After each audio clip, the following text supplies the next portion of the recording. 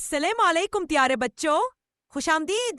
آپ دیکھ رہے ہیں ٹائنی اسٹوری لینڈ، ایک ایسا اسلامی چینل جہاں کہانیاں صرف دل کو نہیں بلکہ روح کو بھی روشن کرتی ہیں۔ اگر آپ چاہتے ہیں کہ آپ کو روز سننے کو ملے پیارے نبی علیہ السلام، صحابہ کرام اور اہل بیت کی ایمان افروز کہانیاں، تو فوراً اپنے اسلامی چینل ٹائنی اسٹوری لینڈ کو سبسکرائب کریں اور بیل آئیکن کے بٹن کو ضرور دبائیں تاکہ آپ ایک بھی اسلامی کہانی مس نہ کریں۔ چلو بچوں، آج سنیں گے ہم حضرت امام حسین رضی اللہ تعالیٰ عنہ کی زندگی کی روشنی بھری کہانی۔ پیارے بچوں، حضرت امام حسین رضی اللہ تعالیٰ عنہ ہمارے پیارے نبی حضرت محمد صلی اللہ علیہ وسلم کے نواسے تھے۔ آپ کے والد حضرت علی رضی اللہ تعالیٰ عنہ اور والدہ حضرت فاطمہ رضی اللہ تعالیٰ عنہ تھی، جو نبی پاک صلی اللہ علیہ وسلم کی پیاری بیٹی تھی۔ پیارے بچوں، امام حسین کا سب سے بڑا پیغام تھا سچائی پر قائم رہنا، چاہے کتنا بھی مشکل وقت کیوں نہ آئے۔ جب ایک ظالم بادشاہ یزید نے خلافت پر قبضہ کیا تو امام حسین رضی اللہ تعالی عنہ نے ان کی بیعت سے صاف انکار کر دیا، کیونکہ وہ جانتے تھے کہ یزید نبی آت صلی اللہ علیہ وسلم کی تعلیمات پر نہیں چل رہا۔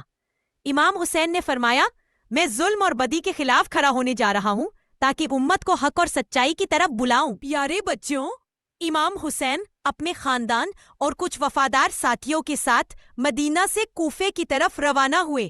آپ کو راستے میں روک دیا گیا اور کربلا کے میدان میں خیمے لگا دیے گئے۔ یہ محرم کا مہینہ تھا اور 10 محرم کی تاریخ قریب آ رہی تھی۔ بچوں، ظالم لوگوں نے امام حسین اور ان کے ساتھیوں پر پانی بند کر دیا، یہاں تک کہ چھوٹے بچے جیسے حضرت علی اصغر صرف 6 ماہ کے تھے بھی پیاس سے تڑپنے لگے۔ امام حسین نے ظالموں سے کہا، ہم جنگ نہیں چاہتے، ہمیں پانی دو، لیکن انہوں نے انکار کر دیا۔ بچوں، پھر آیا 10 محرم، جسے ہم یوم عاشورہ کہتے ہیں۔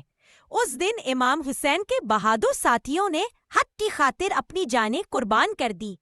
امام حسین کے بھائی حضرت عباس، ان کے بیٹے علی اکبر اور چھوٹے بیٹے علی اصغر سب نے قربانی دی۔